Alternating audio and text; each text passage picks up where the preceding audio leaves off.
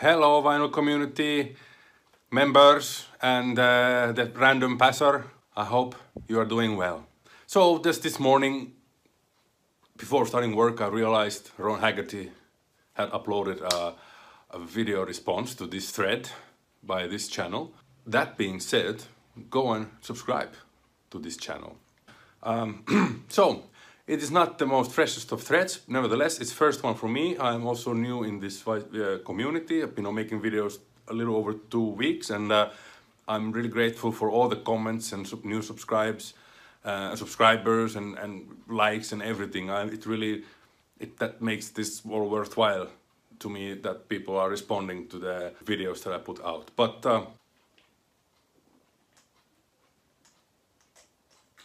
so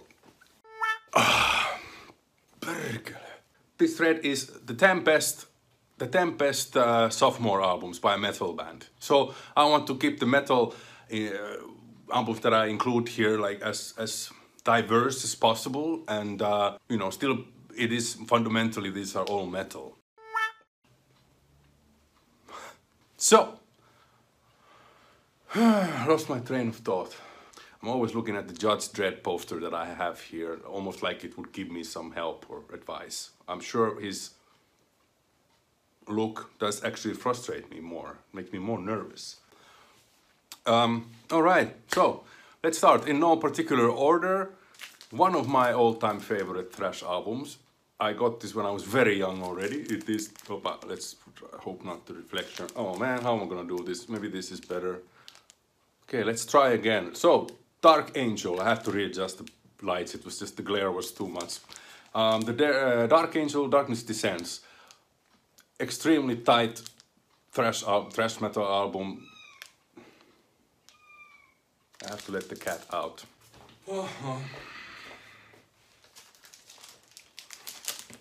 Where was I? Alright, so Darkness Descends, the UK under one flag pressing. Great record.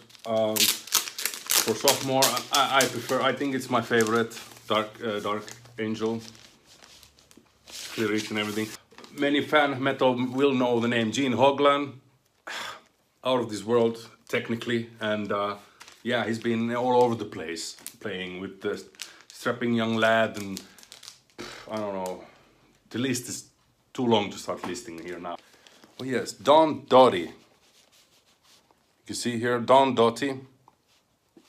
That guy divides opinions, but for me he's a very underrated vocalist of this era, heavy bands, powerful stuff.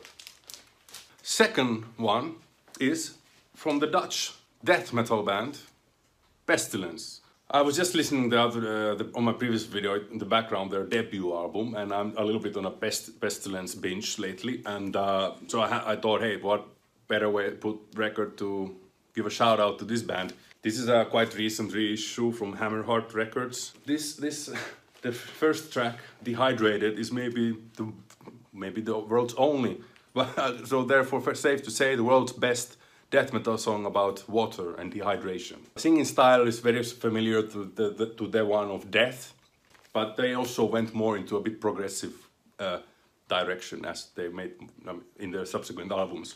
Yeah. Check it out if you don't know. Alright, this band is really fun in a morbid way, but it's clearly tongue-in-cheek. This is also a reissue from Listenable Records. This band again is fundamentally heavy metal, but this is more of death metal again, and grindcore. Especially the first album, which is Matando Hueros, controversial album cover. That album was more grindcore, and the sounds as well. But in this one, many fans argue that this is their best album. Man, it gets warm. While you're talking. Prueria, interesting band with the history and members. If you don't know, as per my Wikipedia research, the band has had several members. Looking at the timeline of the chart, which looks like this, it's like I don't even bother trying to understand.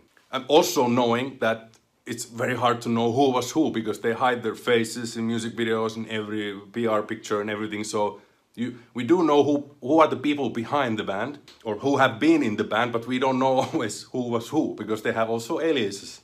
That being said, few notable members. Jello Biafra was in the band for the first single.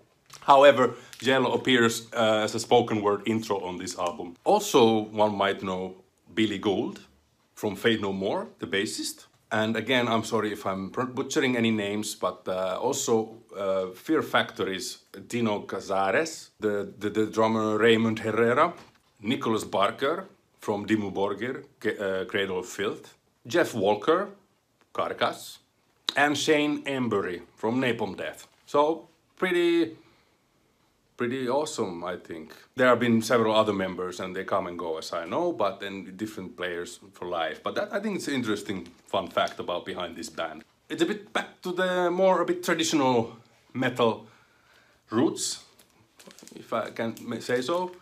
I would put Danzig 2, Lucifuge, as a hell of a sophomore.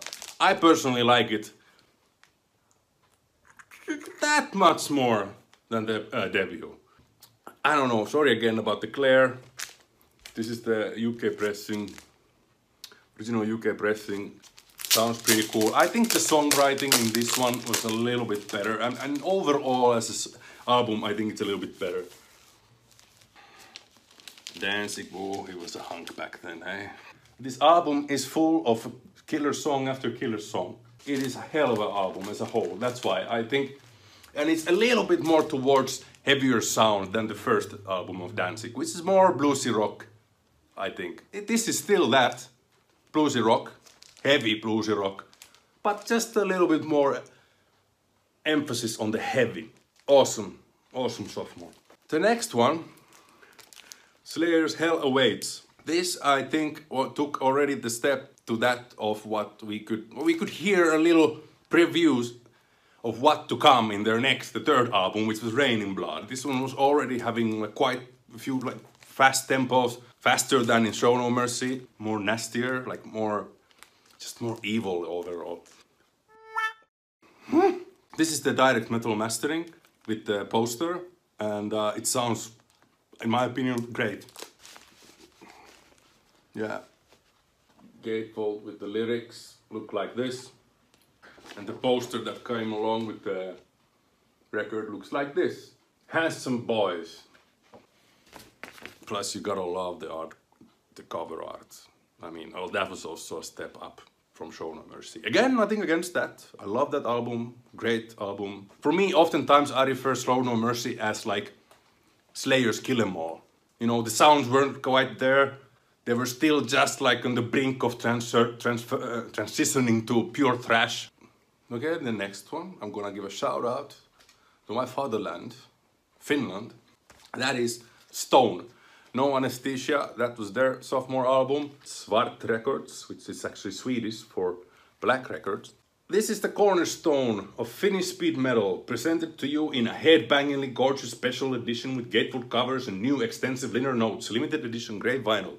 No Anesthesia, that would be not good. But the album is good. This is the gatefold with the lyrics and liner notes. Sorry, lyrics are in here. There is as we all know, always in the 80s, you had to have the original inner sleeve with one side photos, the other side lyrics. Yeah, if you don't know Stone, I mean, it was in the pioneer Finnish thrash bands back in the day, and I mean, they even have a riff on the first album that is very similar to Metallica's Enter Sandman, and it was done before that. So I don't know. It raises the question: did Kirk Hammett steal that riff from Stone? I doubt it. Okay, next in line, German Vendetta, Brain Damage. I have the first one as well, but I think this is better. I mean, Germans did it the best, I think, in some point. So many cool German bands who came in the during the entire 80s. Just amazing bands and records. Destruction, Sodom. How it looks like. Ah man, they look so German also. And I don't mean this in any bad way at all. Granted, all the thrashers look this way. And the next one is another album from my childhood, along with Dark Angel at the same time. This is a little bit different from the other records that I've shown. This is mainly like, it would be categorized funk metal. Mordred, In This Life, on the German label Noise International. Singer's voice is again something that you either love it or hate it. I love it. It took a while though. I first, liked the music, the groove they had. Lyric insert. If you're a fan of Faith No More and Living Colour, the odds are you would love this band.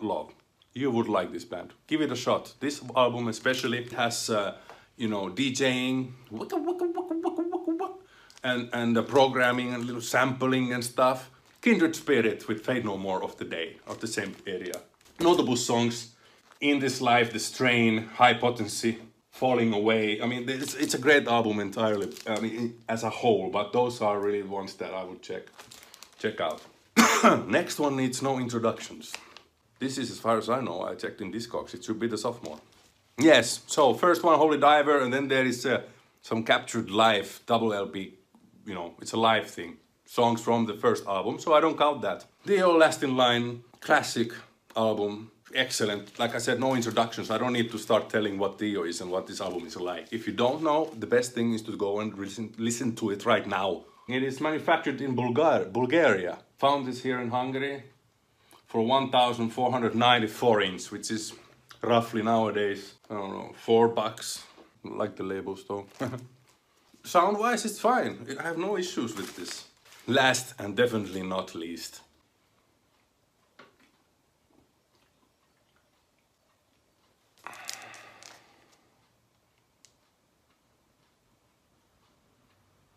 Yeah. Look at those guys. Manowar. Into the Glory Ride. This is among my favorite Manowars as well. Great one. Love the label.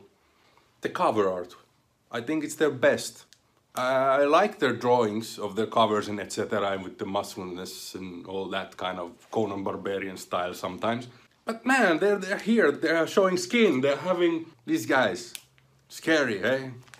Notable songs, Gloves of Metal and Gates of Valhalla, if you're not familiar with this Manowar album. Joey DeMaio, I think he has fucking 4, 6, 8 string basses in this one, and this is a masterpiece in my opinion. Joey's the man. In the year 1982, the gods sought to test our steel. Struck down by deceivers whilst our backs were turned, we were left for dead, bound in the wake of confusion to fallen and the faithful did band together to heal even stronger than before.